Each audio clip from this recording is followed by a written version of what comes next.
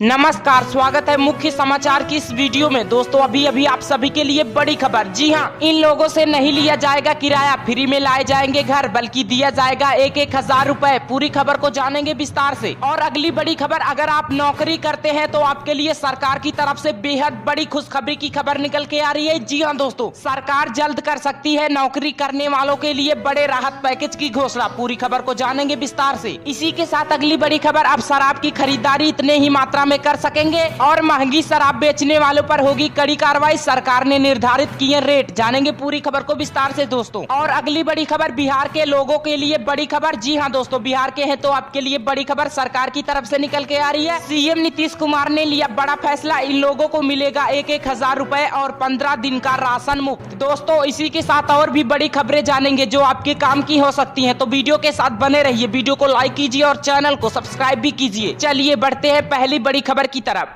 तो दोस्तों इससे पहले जान लेते हैं हमारे भारत में चीनी बीमारी के ताजा अपडेट। जी हाँ, भारत में तेजी से कोरोना वायरस फैल रहा है। अभी तक कोरोना के 46,433 मामले सामने आ चुके हैं। वहीं 12,727 लोग ठीक हो चुके हैं। वहीं 1,568 लोगों की मौत हो चुकी है। दोस्तों अगर आप भी चाहते हैं कोरोना महामारी जल्द ही खत्म हो जाए तो वीडियो को लाइक कीजिए और बस देखते रहिए। बिहार सरकार श्रमिकों छात्रों से नहीं लेगी किराया। 21 दिनों के लॉकडाउन में रखने के बाद देगी 1,000 रुपए। जी हाँ, आपको बता दें कि बिहार के मुख्यमंत्री नीतीश कुमार ने कहा कि राज्य में आने वाले प्रवासी श्रमिकों और छात्रों से किराया नहीं लिया जाएगा। 21 दिनों के क्वारंटाइन के बाद सभी को अतिरिक्त सहायता दी जाएगी। नीतीश कुमार ने ये बात बीते सोमवार को एक वीडियो मैसेज के जरिए कही है। उन्होंने कहा कि सभी को 1,000 रुपए दिए जाएंगे। दरअसल श्रमिकों से किराया वसूले जाने को लेकर लगातार केंद्र और राज्य सरकार सवालों के घेरे में है। बिहार में विपक्षी पार्टी राष्ट्रीय जनता दल नेता तेजस्वी यादव भी इस बाबत लगातार नीतीश सरकार पर हमला बोल रहे हैं। आपको बता दें कि लॉकडाउन का तीसरा चरण अगले 17 मई तक लागू है। इसमें ग्रीन और ऑरेंज जोन में कुछ छूट दी गई है, जबकि लॉकडाउन की वजह से प्रवासी श्रमिक बड़ी तादाद में देश के अलग अलग हिस्सों में फंसे हुए हैं, जिसको लेकर कई राज्यों की मांग के बाद केंद्र ने गाइडलाइंस जारी कर कुछ शर्तों के साथ श्रमिक और छात्रों को ट्रेन से ले जाने की मंजूरी दे दी है। लेकिन लाखों की संख्या में लोगों के फंसे होने के कारण अब यह राज्यों के लिए परेशानी का सबब बन रहा है। सीएम नीतीश कुमार ने कहा कि राज्यों में आने वाले छात्रों से कोई किराया नहीं लिया जा रहा है। जो प्रवासी मजदूर आ रहे हैं उनके संबंधित ब्लॉक मुख्यालय में क्वारंटाइन की व्यवस्था की गई है। सभी को 21 दिनों के लिए जहां उन्हें रहना है, क्वारंटाइन अवधि समाप्त होने के बाद किराया खर्च के अलावा 500 रुपए दिए जाएंगे। इसी तरह सभी को कम से कम 1,000 रुपए मिलेंगे। गौरतलब है कि कांग्रेस समेत कई विपक्षी पार्टियां मजदूरों से किराया वसूले जाने को लेकर केंद्र पर निशाना साध रही हैं। पिछले सप्ताह रेलवे की तरफ से जारी बयान में कहा गया था कि दूसरे राज्यों में फंसे मजदूरों, छात्रों और पर्यटकों को ले जाने के लिए जो श्रमिक स्पेशल ट्रेन चलाई जा रही है उसके लिए यात्रियों से नहीं बल्कि राज्य सरकारों से पैसा लिए जाएंगे। रेलवे के मुताबिक प्रति यात्री स्लीपर क्लास के टिकट का भाड़ा 30 रुपए से सुपर फास्ट चार्ज और खाना पानी के 20 रुपए लिए जाएंगे। देश के अलग अलग हिस्सों में फंसे लोगों को ले जाने के लिए रेलवे ने 6 श्रमिक स्पेशल ट्रेन चलाई है।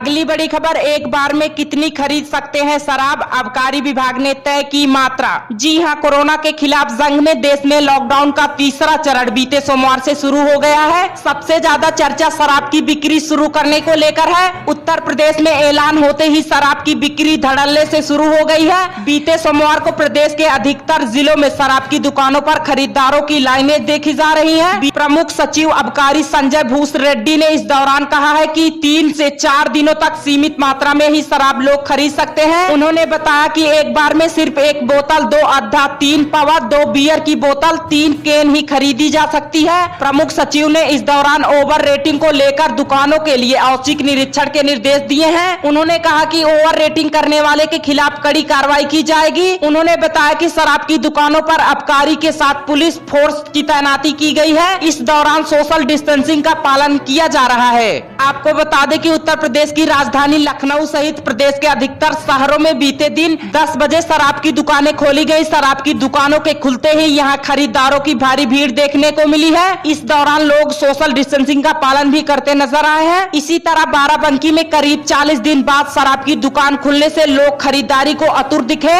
जिला प्रशासन ने दुकानों को सुबह 10 बजे से लेकर शाम 7 बजे तक खोलने का निर्देश दिया है। उन्होंने एक व्यक्ति को 1.5 लीटर से ज्यादा शराब न देने का निर्देश दिया है। जारी भीड़ के बावजूद सोशल डिस्टेंसिंग का पालन भी हर दुकान पर देखने को मिल रहा है। दुकानों पर आबकारी और थाने की पुलिस का पहरा है। स्थिति को नियंत्रण में रखने के लिए आबकारी अधिकारी अपनी टीम के साथ दुकानों का दौरा कर रही है। ऐसे में शराब की दुकानें हर रोज 10 बजे से शाम 7 बजे तक खुली रहेंगी, जहां पर शराब पीने वाले अपने आवश्यकता अनुसार शराब खरीद सकते हैं, लेकिन उनको सीमित रूप से शराब खरीदने के निर्देश आबकारी विभाग ने दिया है। ऐसे में शराब की खरीदारी सीमित रूप में ही खरीदें।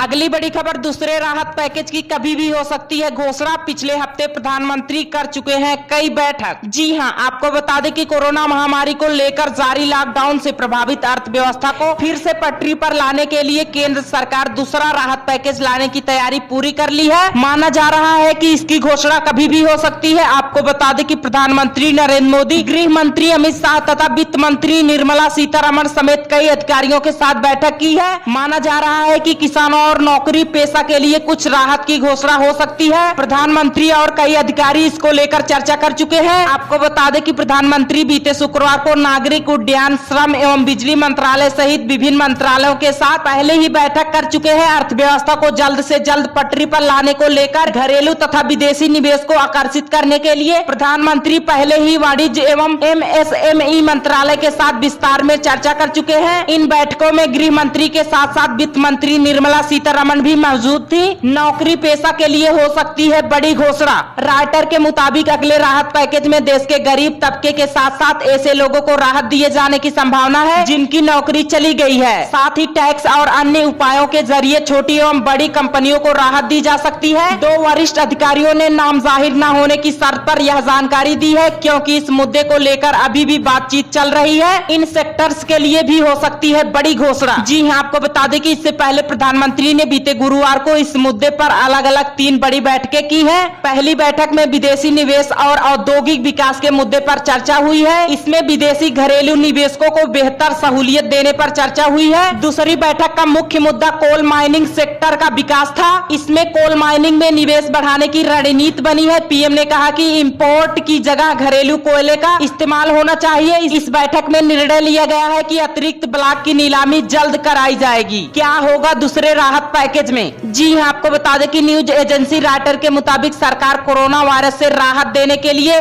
अधिकतम 4.5 लाख करोड़ रुपए 60 अरब डॉलर तक खर्च कर सकती है। इसकी वजह यह है कि सरकार को इस बात की आशंका है कि एक सीमा से अधिक राशि खर्च करने पर उनकी सॉवरेन रेटिंग घट जाएगी। इससे देश की अर्थव्यवस्था पर असर पड़ेगा। वित्त मंत्रालय के एक अधिकारी ने कहा कि हम पहले ही DGP के 0.8% के बराबर पैकेज दे चुके हैं। हमारे पास DGP के 1.5% के बराबर पैकेज की और गुंजाइश है। अगली बड़ी खबर अमेज़न और फ्लिपकार्ट पर आज से गैर जरूरी सामानों की होगी बिक्री। जी हां, आपको बता दें कि कोरोना वायरस के बढ़ते प्रभाव को देखते हुए भारत में लॉकडाउन को 17 मई तक के लिए बढ़ा दिया गया है। इसके साथ ही कोरोना वायरस संक्रमण के फैलाव को रोकने के लिए अब देश भर में विभिन्न क्षेत्रों में 4 जोन ग्रीन, रेड, ऑरेंज और कंटेनमेंट जोन में बांटा गया है। भारत सरकार की नई गाइडलाइंस के मुताबिक ग्रीन और ऑरेंज जोन में आज से गैर जरूरी सामान की बिक्री ई-कॉमर्स साइट पर हो सकती है। इसका मतलब है कि आज से स्मार्टफोन से लेकर स्मार्ट टीवी और फ्रिज तक लोग ई-कॉमर्स कंपनियों पर खरीद सकेंगे। यानी कि अमेज़न और फ्लिपकार्ट जैसी ई-कॉमर्स कंपनियां गैर जरूरी प्रोडक्ट्स की भी होम डिलीवरी कर सकेंगी। सुबह 7 बजे से लेकर शाम 7 बजे तक कर सकेंगे खरीदारी। जी हां, आपको बता दें कि ऐसे में सरकार ने ऑरेंज और ग्रीन जोन में ई-कॉमर्स कंपनियों को छूट दे दी गई है, जिससे वह फिर ग्राहकों तक गैर जरूरी सामान की डिलीवरी कर सकेंगी। सरकार की नई गाइडलाइंस के मुताबिक ई-कॉमर्स वेबसाइट पर आज से गैर जरूरी सामान की होम डिलीवरी शुरू हो जाएगी। ग्रीन और ऑरेंज जोन में सुबह 7 बजे से लेकर शाम 7 बजे तक ही बिक्री होगी। गैर जरूरी सामान की सेल भी शुरू कर सकेंगे।